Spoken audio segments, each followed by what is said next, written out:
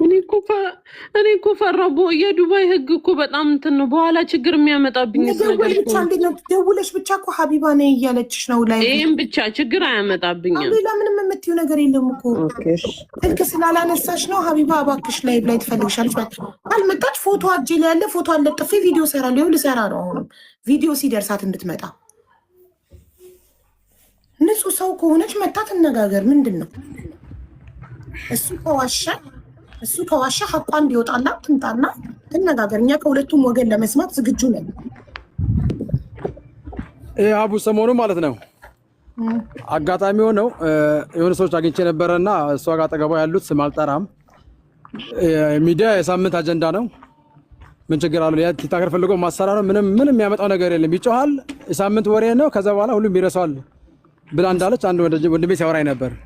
ምናልባት ዛሬ እህቴ ውሼን ያመጣቻት እኔ በጣም ማከብራ በጣም ደስ ትለኛለች። ማርያምን ነፃነቷን የምትሰራቸው ሁሉ ነገሮች በጣም ያዝናኑኛል። ህዝብ ይበልጣል።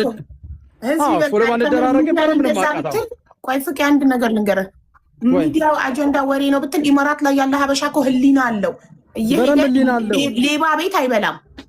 ህሊና አለው በደንብ ህሊና ያለው ሰው ከሐቅ ጋር የሚቆም ከተበዳይ ጋር የሚቆም ሰው ሄዶ ካልበላ ማን በልቶላት? የሆነ ቲክታከሮችን ጠርታ ማስታወቂያ ስላሰራች ህሊና ቢሶች ሄደው 2 ፍሬ ህሊና ቢስ ቢበላላት ሰክሰስፉል ይሆናል ቢዝነሷ። 100% ዳሜጅ እንዲሞርማ ግልጽ እኮ ነው። አድርብጃ አትሄድም።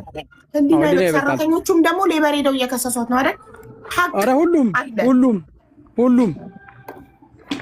እና በዚህ አጋጣሚ ውሼ በጣም መወዳት ማከብራት እህቴ ነች።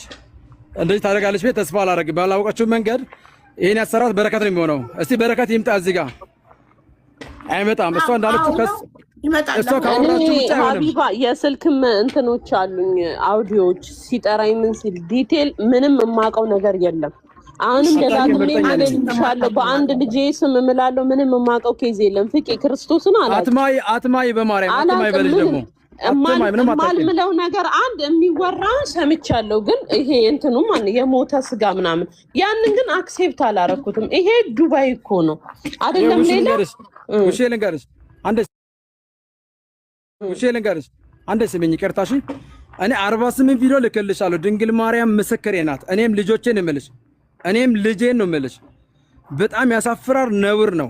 እውነትም እያደረገችው ከሆነ አሁን እዚህ ጋር እያወራ ያለው ስለ ብሬ አይደለም።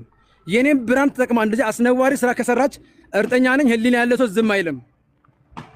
ቀደም ሀቢባ እንዳለችው ከዚህ ቆመሽ አንቺ ነገ ማስጠቂያ ሰር እኔ ታጠፋለሽ፣ ከዚህ ደቂቃ በኋላ ታጠፋለሽ የሰራሽው ማስታወቂያ። እኔ አሁን የኔ ብራንድ ሽፋን የሰጠችው የሳምንት አጀንዳ የምትለው እንደናንተ ምንም የማያውቁ ሰዎችን አምታ